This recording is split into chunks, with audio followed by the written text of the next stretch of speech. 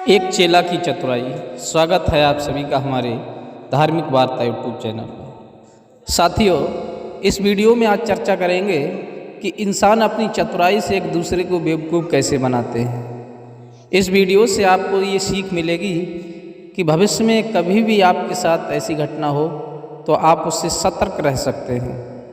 अगर आप हमारे चैनल पर नए हैं तो हमारे चैनल को सब्सक्राइब करें, लाइक करें। साथियों, एक आश्रम पर एक गुरु और चेला रहते थे। तो गुरु के पास में एक बाहर का व्यक्ति आया और गुरुजी से कहने लगा, गुरुदेव, हमारी हस्तरेखा देख कर के बताइए हमारे भविष्य में क्या होने वाला है। गुरुजी ने उस व्यक्ति की बात सुनकर के साफ मना कर दिया कि हमको ज्योतिष विद्या नहीं आती है, हम तुम्हारे भविष्य के बारे में कुछ नहीं बता सकते। इतनी बात सुनकर के वो व्यक्ति चला गया। पास में बैठा चेला गुरुजी से कहने लगा, गुरुदेव, आपने उससे वापस क्यों कर दिया?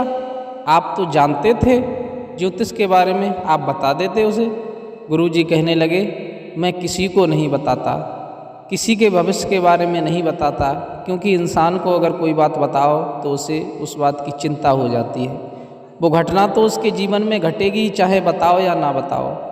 इसलिए मैं किसी इंसान को चिंता में नहीं डालना चाहता। चेला कहने लगा, गुरुदेव, अगर आप नहीं बताते तो हम बता देते, कम से कम उसे वापस तो ना भेजते। गुरुजी कहने लगे, तुम बता देते, लेकिन तुमको तो ज्योतिष आती ही नहीं है। चेला कहने लगा, गुरुजी, ज्योतिष आती नहीं है तो क्या हुआ, हम बता देते।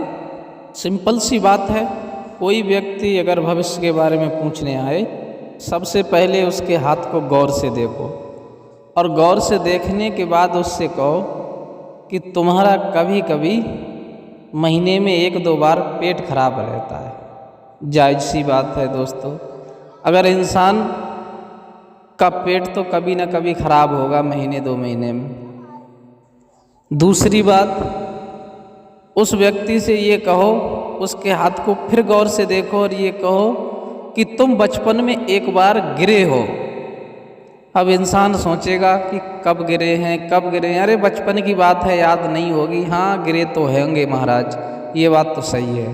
तीसरी बात, उस व्यक्ति से ये कहो, उसके हाथ को गौर से फिर देखो और ये कहो कि तुम्हारे घर में धन तो आता है लेकिन रुकता नहीं है।